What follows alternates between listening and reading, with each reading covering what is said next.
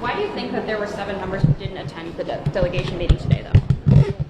The Florida delegation meeting. You'd have to ask them. I was there. What was some of the main talking points that really impressed you within that meeting?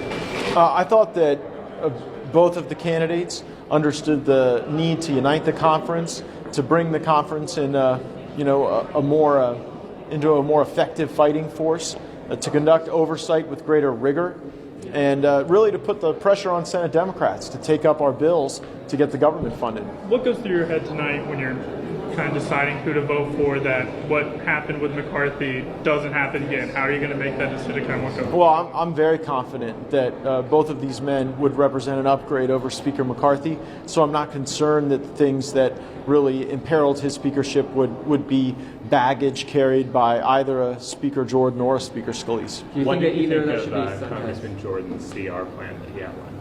I don't want to govern by CR for one more day. And I know that Jim Jordan has been a tireless fighter for less spending from the federal government.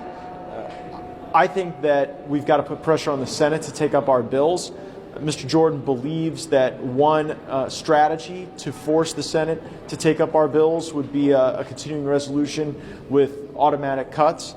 So I want to hear him out on that, but as I've stated many times, my preference is to govern without CRs at any point. Are you willing to move on the motion to vacate? Go ahead, sir.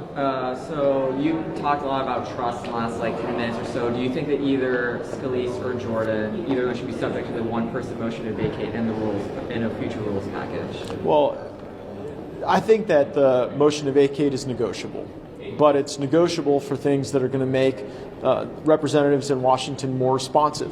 My colleague Ro Khanna laid out a series of reforms that would, I think, limit the influence of lobbyists and special interests here.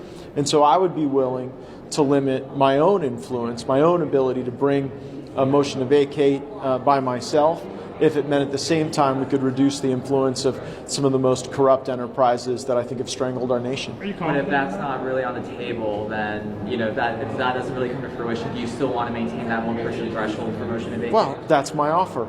I haven't heard anyone reject it yet. Are you confident that they won't reject it and that they'll accept it? I don't know.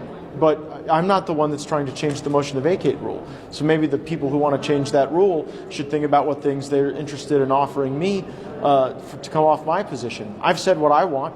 What I want are the Ro Khanna reforms that stop lobbyists from trading, or stop members of Congress from trading stocks, that stop members of Congress from becoming lobbyists or registered foreign agents, and that limit the ability of PACs and special interests to buy off members of Congress.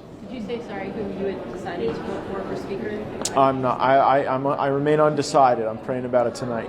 I think we got 2 great choices, though, and whichever these great men get a majority of the conference, I'll be really proud to vote for on the floor. What's your feeling about the decision that some people want to make changes to the rules in conference to get to 217 before leaving conference? As I mentioned earlier, I think that would be a lot more dispositive in a world in which you had 3, 4, 5 people running for speaker, but in a world in which you only have 2 candidates, it's going to become pretty evident after the first vote who has the momentum and the majority, and I think that there'll be a lot of desire to rally around that candidate. I know I'll be desirous of that. Okay.